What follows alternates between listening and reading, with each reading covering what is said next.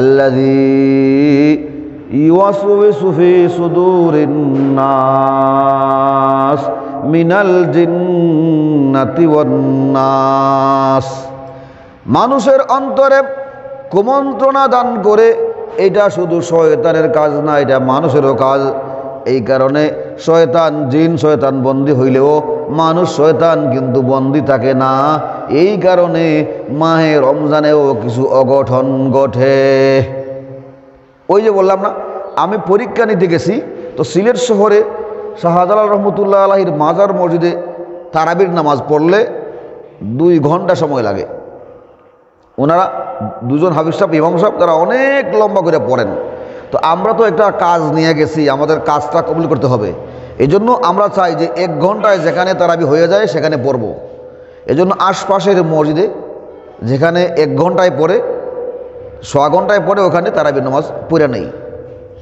তো সর্বশেষ তারাবির নামাজ পড়লাম বন্দর বাজার জামে মসজিদে। ওখানে তারা 4 জন হাফিজ সাহেব রাখছেন, একজনের কণ্ঠ আরেকজনের চেয়ে শ্রেষ্ঠ। মানে শুধু মজা আর মজা। কাকে বলে, ওদিন আনফর্চুনেটলি আমি ইফতার করেছি খুব হালকাভাবে, মাত্র ওই যে পাউরুটি আছে না, লুফ ব্রেড বলে, ব্রেডও পুরা খাইতে পারি নাই। ভাবলাম যে পরে খাইব না, ইফতারের সময় খুব বেশি খাওয়া আমার পছন্দ না, অল্প স্বল্প নাস্তা করি, এরপরে নামাজের পরে এসে ইফতার বা কোনো খাবার সাবার খাই। আমি অল্প স্বল্প খাবার খাইছি, এরপরে আর মনে নাই খাবারের কথা, নামাজের সময় চলে আসছে, চলে গেছি নামাজ পড়তে। ওইখানে ওনারা 4 জন হাফিজ সাহেব রাখছে, ওনারা যে পড়ছে আমার পেটের খিদায় কষ্ট হইতেছে ঠিক, কিন্তু ওনারা এমন তিলাওয়াত দিতেছে যে আমি বুঝতেছি আমার কান দিয়ে আমার পেটে খাবার ঢুকতেছে। এমনি পেটে এমন অবস্থা হইতেছে, রোজা রাখলেও এত কষ্ট হয় না, কিন্তু পেটের খিদায় রোজার পরে ইফতার করার পরে এত কষ্ট হইতেছিল। কিন্তু তিলাওয়াতের মজায় আর নামাজ ছাইরা নড়াচড়া করি নাই। কিন্তু এর মধ্যেও দেখলাম যখন 8 রাকাত নামাজ পড়া শেষ, তখন কিছু লোক তারা ওরা করে মানে কাতারের মধ্যখান থেকে বের হইতেছে। তো আমার পাশে এক মুরব্বী যে গেলাম, চাচা এরা কই যায়? কয় এগুলি 8 রাকাতি, সিলেটি ভাষা কয় এগুলি 8 রাকাতি। এরপরে 10 রাকাত পড়ার পরে আরও কিছু বার হয়ে গেছে। তো সামন থেকে লোক বাইর হয়ে যায় আর পিছন থেকে লোক তারা সামনে যায়। এখন এরপরে 12 রাকাত পড়ার পরে আরও কিছু লোক বাইর হয়ে যায়। আমি আমার পাশের চাচারা যে গেলাম, চাচা এটা কি প্রত্যেক 2 রাকাত পড়লেই লোক বাড়াইব? কয় হ্যাঁ, প্রত্যেক 8 রাকাত পড়তে গিয়া যতই 2 রাকাত পড়বো তো কিছু লোক বাহির হইব। এরপরে দেখি 12 রাকাতের পরে কেউ বার হয় না। বললাম চাচা আপনি বললেন বার হইব, তো এখন দিয়ে আর বার হয় না। এখন চাচা কয় এই যে 8 রাকাতি আর 10 রাকাতি আর কম রাকাতির যে পার্টি, এগুলি কেউ আছে আগে যুক্ত হইয়া গেলে 8 রাকাত 10 রাকাত পুরা হইলে চলে যায়, আর কেউ আছে আইবই কয়েক রাকাত পরে, শরিকেও বইয়া 4 রাকাত যাওয়ার পরে 8 রাকাত যাওয়ার পরে 12 রাকাত যাওয়ার পরে। তো পরে শরিক হইলে আর তার যাওয়ান লাগে না, তার ঠিকই 8 রাকাত হইব বা 10 রাকাত হইব। মনে হয় আজকে এরা একটু সাইরা আইছে, এই জন্য আর যাইতেছে না। তো গড়ে বুঝলাম তারাবির নামাজে যে সকল লোকেরা 8 রাকাত পরে বা 8 রাকাতের কথা যারা বলে, যারা 8 রাকাত পরে এই 8 রাকাতের বক্তব্য যারা দেয়, এরা বলে যে এটা সুন্নাহ।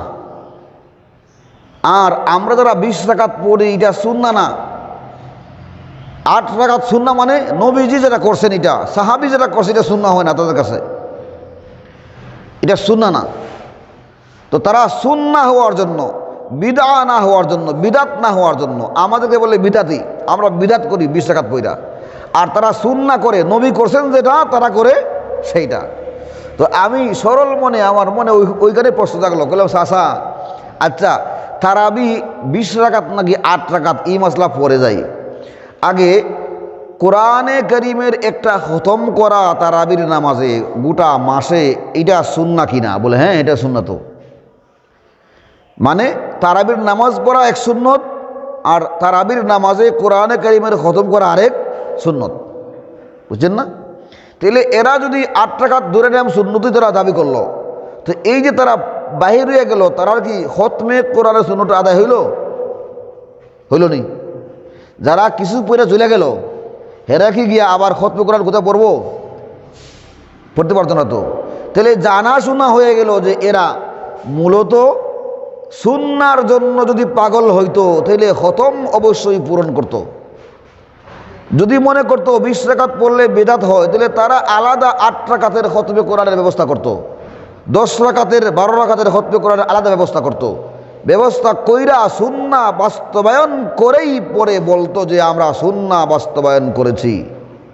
যেহেতু তারা 8 রাকাতের খতমে কোরআন পূর্ণ করার কোনো ব্যবস্থা করে নাই, 10 রাকাত 12 রাকাতের জন্য গোটা খতমে কোরআনের ব্যবস্থা করে নাই, আমগো ফাঁকে দিয়ে ঢুকিয়া আর হাবলা মাইরা 8 রাকাত লইয়া উঠে দূরে মাসের দৌড়।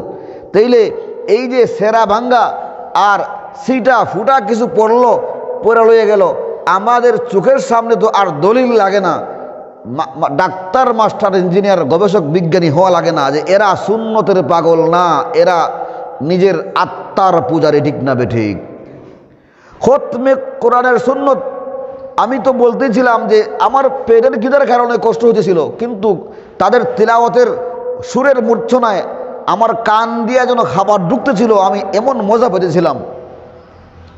তো ওইখানেও দেখলাম তারা 1.5 ঘন্টায় খতম শেষ করছে। প্রথম হাফিজ সাহেবে 8 রাকাত পড়ছেন, 2 নম্বর হাফিজ সাহেব 4 রাকাত, 3 নম্বর হাফিজ সাহেব 4 রাকাত, 4 নম্বর হাফিজ সাহেব 4 রাকাত, 20 রাকাত, 540। এই যে হাফিজ সাহেব আছেন, এই যে মানে স্মার্ট হাফিজ সাহেব।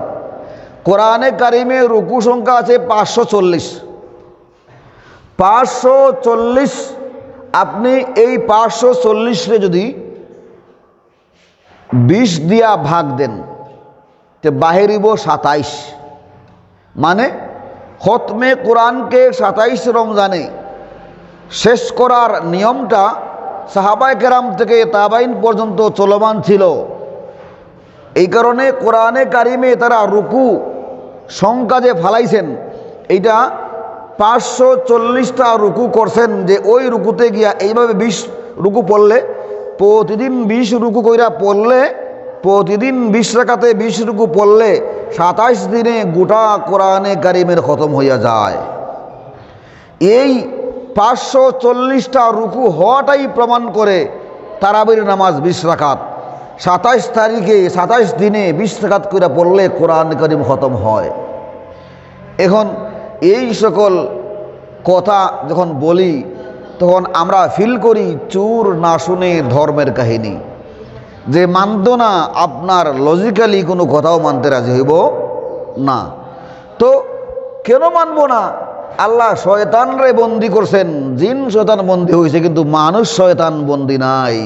এই কারণে ফেসবুকে, ইউটিউবে এবং আশপাশে পাড়ায় মহল্লায় কিছু মানুষ শয়তান যে আছে, হে তোমারে কইব দৌড় বেড়া 40 রাকাত পড়তে আর 20 রাকাত পড়তে, দৌড় ফালা 8 রাকাত পড়লে যদি ওই তোর কে লাগে অত কষ্ট করার দরকার লাগছে তোর? ওই যে মানুষ শয়তানরা, আল্লাযী ইউওয়াসওয়িসু ফি সুদুরিন নাস মিনাল জিন্নাতি ওয়ান নাস, মানুষকে কুমন্ত্রণায় ফেলে, আমল থেকে সরাইয়া ফেলে। এটা শুধু শয়তানের কাজ না, কিছু মানুষ শয়তানেরও কাজ।